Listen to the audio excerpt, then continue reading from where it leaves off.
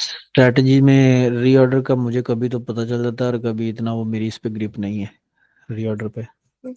Okay. See, try to think of it as like a complete, आपको जैसे ये paragraph दिया हुआ है, ठीक है, एक टेक्स्ट है आपके पास, एकेडमिक टेक्स्ट। जैसे हमारे पास ये पूरा टेक्स्ट है, 1 2 3 4 5 6 पैराग्राफ्स है इसमें, और उन्होंने आपको सिर्फ ये फर्स्ट फर्स्ट सेंटेंसेस दिए हैं। मुझे 1 2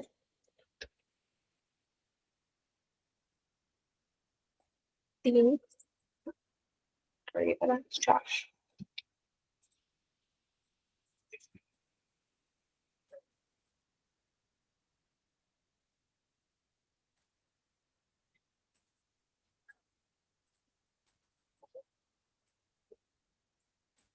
okay, now look at this one. ऐसे ही सेंटेंसेस आपको रीऑर्डर्स में मिलेंगे। ओके, 1 2 3 4। अब ये हमारे रीअरेंज हुए हुए हैं, मतलब ये ऑर्डर में नहीं है, हमें ऑर्डर में लगाना है। और हमें हमें यहाँ पे क्रेडिट कैसे मिलता है, how do we get our marks in our reorders? इसमें जितने हमारे ठीक होंगे उतने मार्क्स मिलेंगे ना? नहीं नहीं, हमारे पेयर्स पे मार्क्स मिलते हैं। जैसे आप 1 और 2 परफेक्ट पेयर बनाओ तो उसका 1 क्रेडिट आपको मिलेगा, या फिर 2 और 3 ये हमारे साथ में है तो आपको परफेक्ट उसका पेयर मिलेगा, या फिर 3 या 4 उसका परफेक्ट पेयर मिलेगा। अगर आपने जैसे गलत किया, जैसे 2 3 4 1 ऐसे किया है, तो आपको 3 मार्क्स नहीं मिलेंगे, आपको उसके सिर्फ 1 मार्क्स मिलेगा, क्योंकि आपने पेयर सिर्फ 2 और 3 का ढंग का पेयर बनाया है, या फिर आप 3 और 4 कंसिडर कर लो। ठीक है, इस तरीके से हमें मार्क्स मिलते हैं।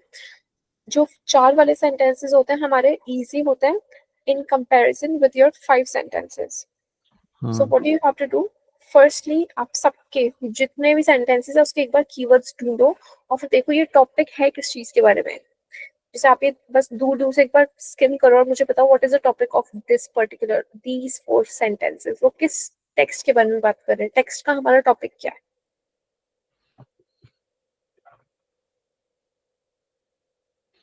सबसे पहले तो ये उन्होंने बात की है बायोल्यूमिनेसेंट्स एनिमल्स, ये वाला। ठीक उसके है, बाद उन्होंने में बात की हुई है ability of animals producing of the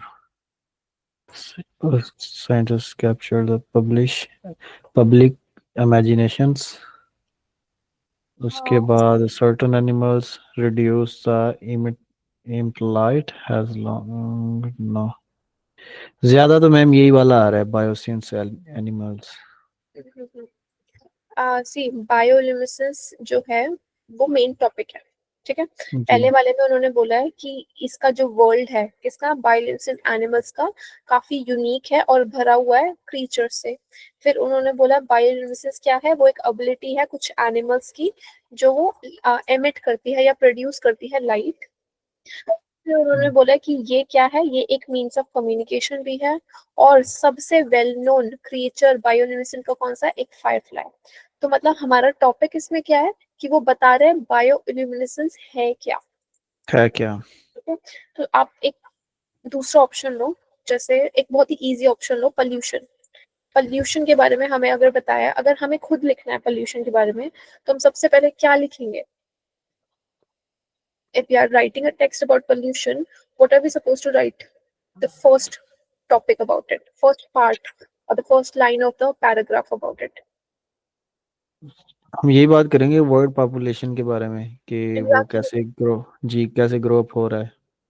नहीं, पॉपुलेशन नहीं, मतलब हम पहले पोल्यूशन की डेफिनेशन देंगे कि पोल्यूशन के पोल्यूशन है बारे। क्या।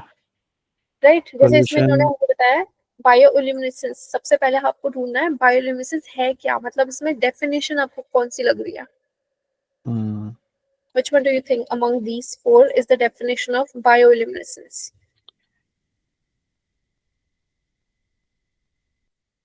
ये फर्स्ट वाली। इन समरी, अच्छा हम सबसे पहले लिखेंगे तो इन समरी लिखेंगे, मतलब इन समरी मतलब सब कुछ बात करे, मतलब सब कुछ बताए, सब कुछ छोटा करके बताए। तो बायोइल्यूमिनेसेंस क्या है, वो एक कैप्टिवेटिंग रेल्म है जिसमें यूनिक और इंस्पायरिंग क्रीचर्स रहते हैं। जी। तो हम फर्स्ट में ये नहीं बोल सकते सोए, आप देखो। नहीं, ये नहीं होगा, ये one of the most well known, ये लास्ट वाला होगा। अच्छा, one of the most well known, सबसे पहले अगर हम बात कर रहे हैं पोल्यूशन की, तो हम बोलेंगे one of the most dangerous pollution is air pollution, yes ये बोलेंगे? Are you ji. श्योर हम ऐसा बोलेंगे? या फिर हम बोलेंगे कि पोल्यूशन होता क्या है? पोल्यूशन मतलब जिससे हमारे एनवायरनमेंट में जो ह्यूमन बीइंग्स या जितने भी लिविंग ऑर्गेनिजम्स हैं वो रहते हैं, उनको परेशानी होती है, चाहे वो फिजिकल हो या फिर मेंटल हो, मेंटल हो। होता है पोल्यूशन। तो यहाँ यस। पे भी अगर आप देखो तो सबसे पहले हमें बेसिक डेफिनेशन यहाँ पे बताइए, बायोल्यूमिनेसेंस क्या है?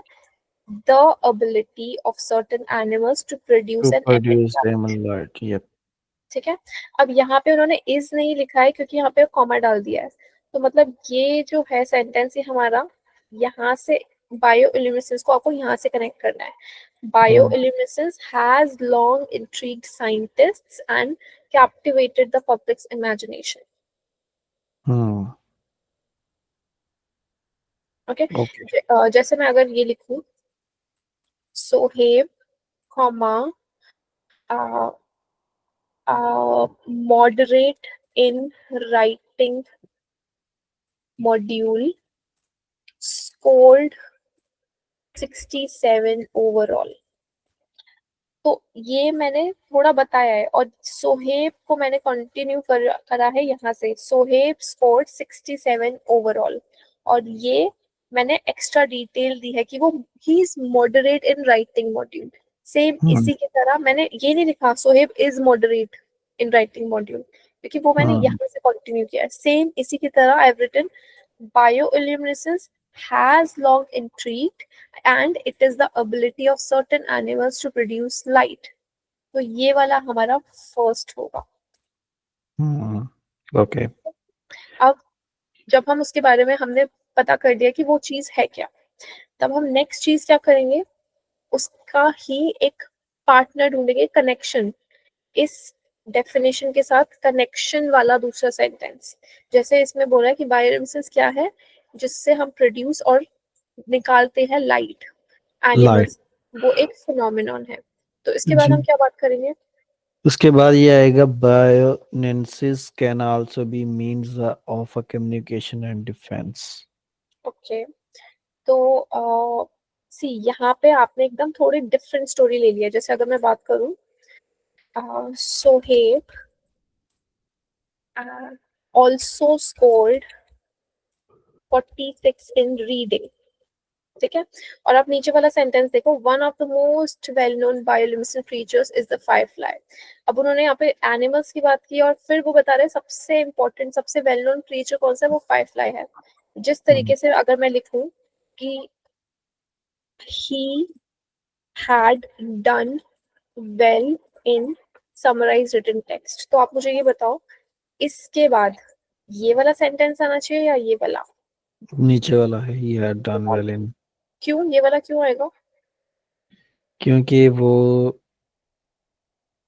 उसके साथ मैच कर रहा है, राइटिंग से मैच कर रहा है, राइट? राइटिंग से मैच कर रहा राइटिंग का ये एक टास्क है, समराइज रिटन टेक्स्ट। है। Written test. सिमिलरली यहाँ पे एनिमल्स में प्रोड्यूस करता है, वो एनिमल्स एक बता रहे हैं फायरफ्लाई।